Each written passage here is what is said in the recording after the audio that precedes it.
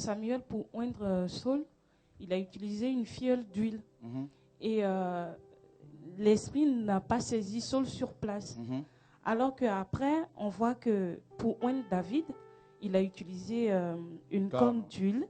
Et la Bible dit que l'esprit de l'Éternel saisit David à partir de ce jour et dans la suite.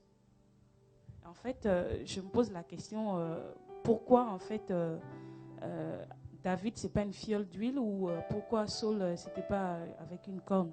Parce que Saül, c'était le peuple qui l'avait demandé. Dans 1 Samuel 8, le peuple a demandé un roi. Et Dieu s'était senti rejeté, n'est-ce pas, par cette demande. Donc voilà pourquoi Saül a reçu une onction, n'est-ce pas, provisoire, une onction. En fait, David a reçu une onction royale, parce que la corne, selon Daniel 8, nous parle de l'autorité royale, hein, du gouvernement divin. Voilà, donc Saül a reçu une onction temporaire. C'est pour ça qu'il a chuté après. David aussi a chuté. Ouais.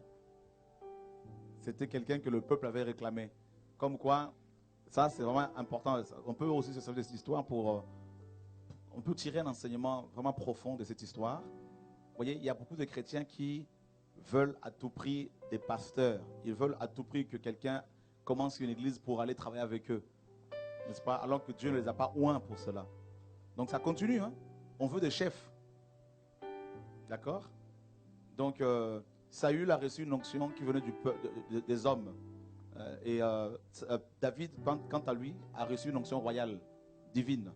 Donc c'est Dieu qui établit les gens. N'est-ce pas? C'est Dieu qui établit. Vous pouvez aimer quelqu'un, un frère, mais ce n'est pas pour autant qu'il faut maintenant aller l'établir pasteur, bishop, dirigeant, pour le suivre. Parce que s'il rencontre des difficultés, il ne pourra pas dire au Seigneur que c'est lui qui l'a établi. N'est-ce pas? Mais une personne que le Seigneur a établie, quand bien même elle serait confrontée à des difficultés, si elle rappelle au Seigneur son alliance avec elle, Dieu sera dans l'obligation d'agir. Parce qu'il ne veut pas que son nom soit blasphémé. N'est-ce pas? Voilà.